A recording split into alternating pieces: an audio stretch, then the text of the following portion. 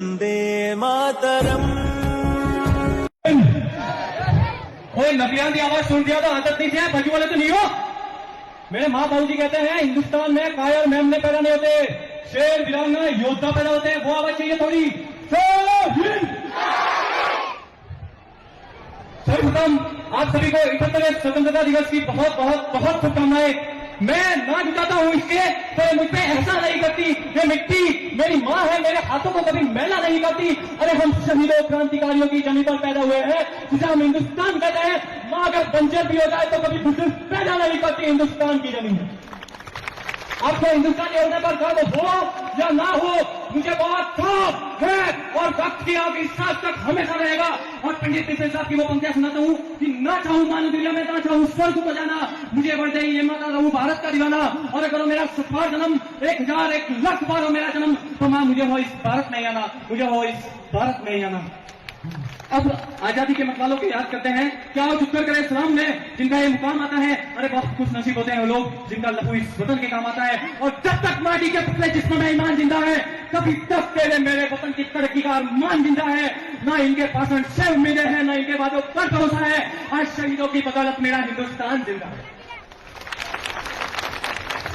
और मेरी इन बहनों के लिए कितने जहले के लिए कम की आंधियां टल जाएगी, इन चिरागों को न छूना वरना उंगलियां जल जाएगी। अरे मत चलाओ बेटियों को मान और दौलत के लिए, उन्हें एक दिन आपकी भी बेटियां जल जाएगी।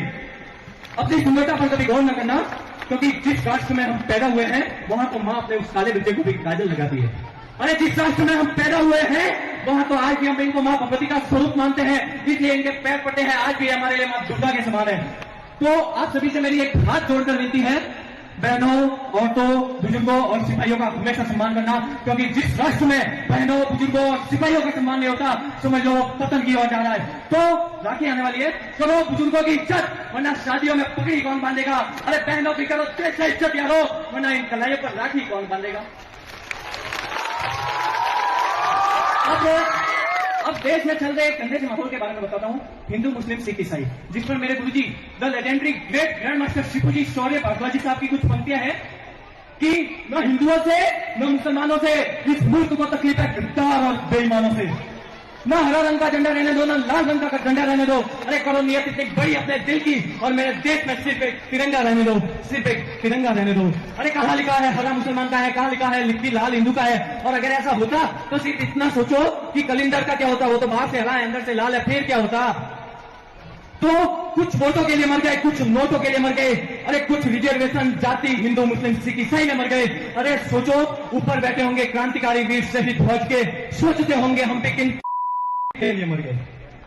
मैं एक सनातनी हूं, इस पे मुझे बहुत अभिमान है, लेकिन उससे भी कई लाखों करोड़ों और तो थोड़ा अभिमान मुझे एक हिंदुस्तानी होने पर है। और गर्व से कहता हूं कि मैं एक भारतीय हूं। दो अलग अलग शब्द है, गौर कीजिएगा, रमजान और दीपावली। रमजान में राम है, दीपावली में अली। और अगर इन दो शब्दों में इतनी एकता है तो फिर हम में क्यों नहीं, सोचिएगा जरूर। अब आपसे एक आखिरी बात, अंग्रेज सरकार ने जब भगत सिंह साहब को फांसी की सजा सुनाई तो किसने कहा, मैं नाम नहीं बताऊंगा, कि भगत एक काम कर, एक लेटर लिख और उसमें लिख मेरी फांसी की सजा माफ कर दी जाए। भगत सिंह साहब ने लेटर लिखा, उसमें लिखा कि मेरी फांसी की सजा माफ कर दी जाए। अरे मेरी फांसी की सजा इसलिए माफ कर दी जाए, मैंने तुम्हारी पूरी अंग्रेजी हुकूमत को हिला डाला है, तुम्हारी ब्रिटिश की जेल उपाड़ दी है और एक क्रांतिकारी का अपमान है, मुझे तोप के सामने बंद हो उड़ाया जाए। अगर 16 अगस्त को तिरंगा संभालने का औकात ना हो तो आज 15 अगस्त को तिरंगे को हाथ मत लगाना। आप वाकिफ नहीं मेरे जुनून से, जिस दिन जरूरत पड़ी ना नहला दूंगा इस तिरंगे को अपने खून से। जय हिंद, वंदे इंकलाब, भारत माता की जय हिंद। बहुत बहुत